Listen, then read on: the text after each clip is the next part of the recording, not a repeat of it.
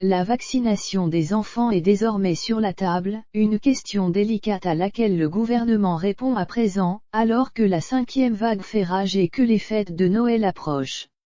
Le ministre de la Santé comme de nombreux spécialistes ont ainsi expliqué l'intérêt du vaccin et la différence entre les vaccins pour les moins de 12 ans et ceux des adultes vaccinés. Les enfants est le nouveau leitmotiv du gouvernement à l'heure de la 5e vague de la Covid-19.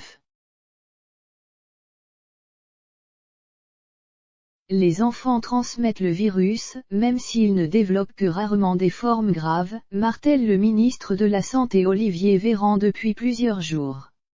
Au cours de sa conférence de presse avec le Premier ministre Jean Castex, à la suite du Conseil de défense sanitaire le 6 décembre 2021, les mesures pour faire face à l'augmentation des cas ont été annoncées.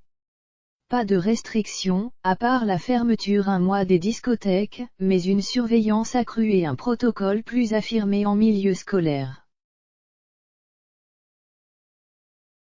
En effet, la population infantile est dans le viseur de l'État pour freiner les contaminations.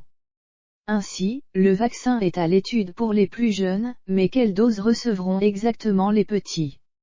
Le dosage des vaccins anti-Covid pour les enfants est plus faible que celui pour adultes, avait déclaré Olivier Véran sur France Info. Le sérum contient les mêmes principes actifs et excipients que celui pour les adultes.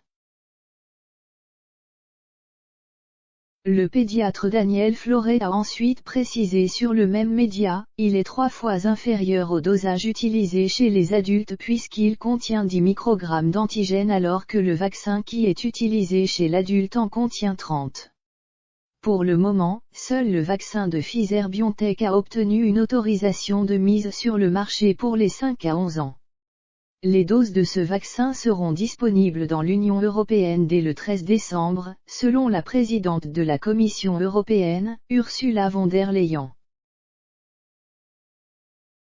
Dans un premier avis sur la vaccination des 5 à 11 ans rendu ce mardi, la Haute Autorité de Santé a recommandé l'injection du vaccin anti-Covid aux enfants de cette tranche d'âge fragile ou vivant au contact de personnes immunodéprimées.